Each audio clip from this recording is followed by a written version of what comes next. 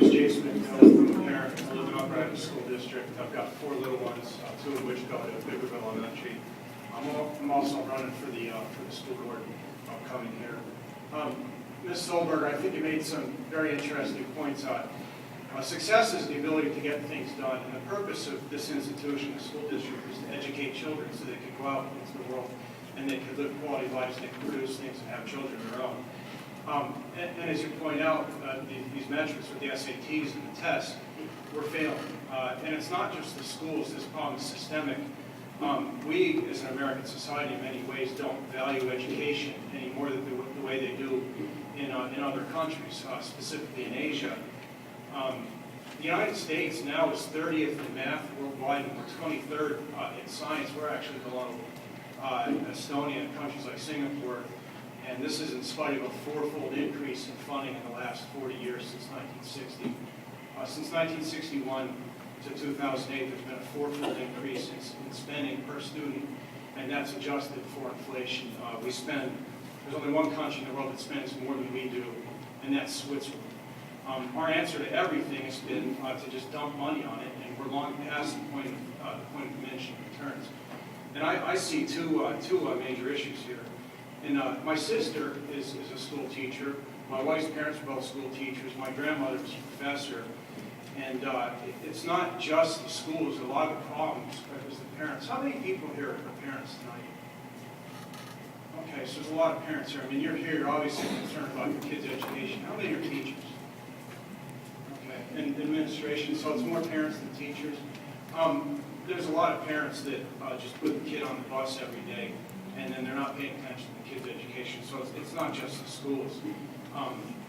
As I said, the problem is systemic. We as a society don't value education the way we did when I was a kid and the way you were kids. And I don't know how we're going to fix that, but it's got to be done.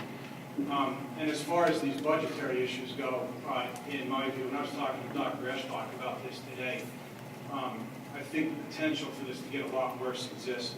Our total national debt, public debt right now, when you include local, which is municipalities, the state, and the federal government, is $14.2 trillion. Our GDP is $14.7 trillion. It's never been this high since World War II. And in World War II, the creditors was ourselves. Many of you and our parents and our grandparents bought bonds, and that's how we funded that entire thing. Our foreign creditors right now are China and a bunch of other sovereign wealth funds in other countries. If the U.S. dollar loses its status as the global reserve currency, we're going to see some major, unbelievable fireworks. Possibly the crash of the U.S. dollar. And that sounds a little bit dark, but if that happens, and this happened in Britain in the 1970s, for a time it had gotten so bad that they were actually rationing electricity, they were shutting off the grids, closing hospitals, closing down schools, and that sort of thing. And if that happens, we're going to have to pull together as a community to educate these kids.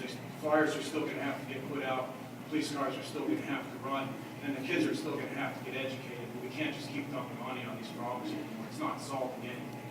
And the other half of the problem, as I see it, is some of these programs.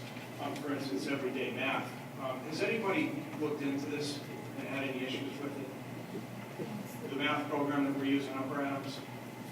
Nobody's noticed? I looked into it. I teach it, however. You teach about it? But I looked into it before when we were getting the program. Okay, well, in a nutshell, the problem with it that I see is arithmetic and mathematics are two different disciplines. Arithmetic is addition, subtraction, multiplication, and division. We all learn that as kids. And then mathematics is geometry and algebra and that sort of thing. And it mixes these two things together and starts introducing it in second and third grade. And all the research that I've done in everyday mathematics indicates that the results are absolutely catastrophic. The kids, they don't have to learn multiplication tables. They don't have to learn long division on paper, and there's not really any discipline in it. So as I said, I see two major problems.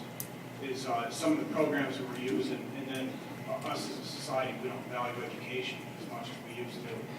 And that's pretty much all I have to say.